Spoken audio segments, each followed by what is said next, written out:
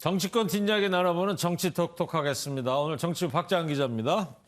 박재한 기자, 사실 지방선거는 말이죠. 투표소 들어가면 찍어야 할 사람이 한 7, 8명 되다 보니까 누가 누구인지 잘 모르고 찍는 경우도 있거든요. 어떤 사람인지 어떻게 알 수 있어요? 유권자들이?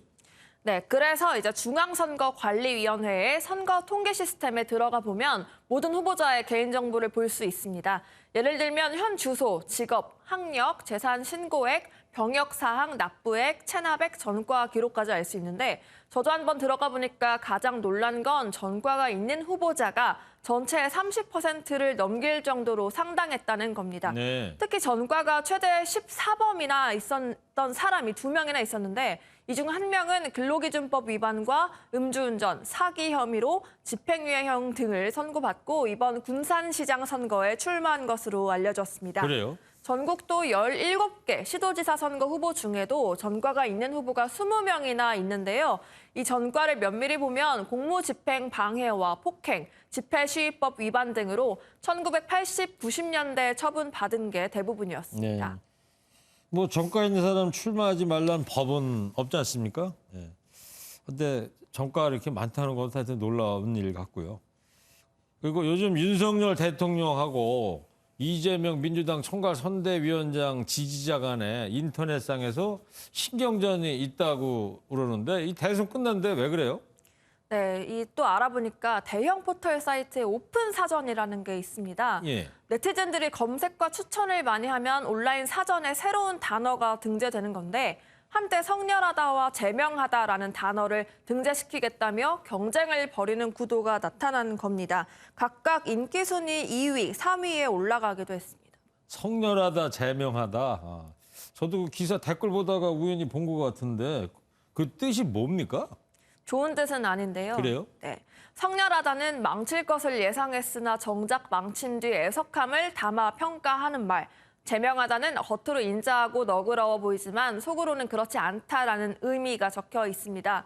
그 아래에는 윤석열 대통령의 캐치프레이즈죠. 공정을 비난하는 교정이 있고 네, 정말 경정이라는 것도 많이 등장하더라고요. 이게 뭡니까, 경정이? 그냥 빚고 와서 이제 요 옷자를 하나 더 쓴 건데요. 예. 네, 또 성비위로 곤혹을 앓는 민주당은 N번방이라면서 이 N번방을 빚고 왔습니다. 네. 또 인천 계양을 선거운동 중에 아이를 밀쳐 논란이 된 이재명 후보를 빚고는 계양아치도 올라와 있었는데 해당 게시자가 이 글을 현재는 삭제한 상황입니다. 네. 저런 거를 다 어원을 좀 알아보면서 글을 읽어야 되긴 그런 세상에 살고 있는 것 같은데.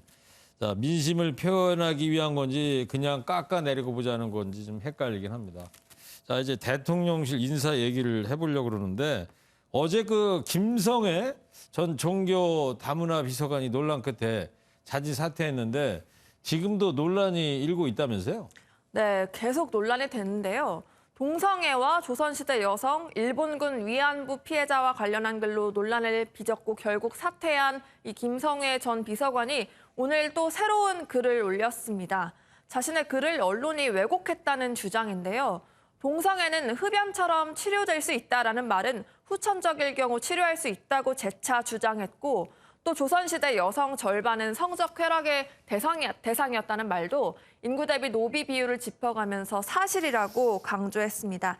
그러면서 대한민국을 망치는 제1주범이 언론인이다. 국민 생각을 왜곡시키고 전응하러 만든다면서 며칠 사이 본인 발언을 비판적으로 보도한 일부 언론을 비난했습니다. 네. 그리고 윤재순 총무비서관 거취 문제도 이제 도마에 오르고 있지 않습니까? 네, 윤 비서관은 이번에 성비위 논란으로 도마에 올랐는데요. 네. 검찰 재직 당시에 술자리 여직원을 추행하고 희롱한 의혹으로 2차례 징계 처분을 받았었습니다. 그런데 또 하나 주목할 만한 건 2001년에 출간한 시집에서 전동차에서만은 짓궂은 사내아이 자유가 보장된다면서 이 성추행 장면을 묘사한 사실도 알려졌는데요. 대통령실은 아직 윤 비서관의 거취에 대해서 별다른 입장을 내지 않았습니다. 네.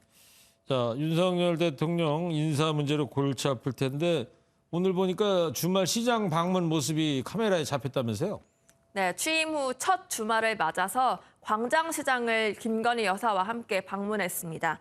평범한 부부처럼 시민이 자주 찾는 곳을 택했는데 빈대떡이나 떡볶이 또 순대 등 먹거리를 사서 포장을 했고요. 자택으로 돌아오는 길에는 백화점에 들러서 구두 한 켤레를 샀다고 합니다.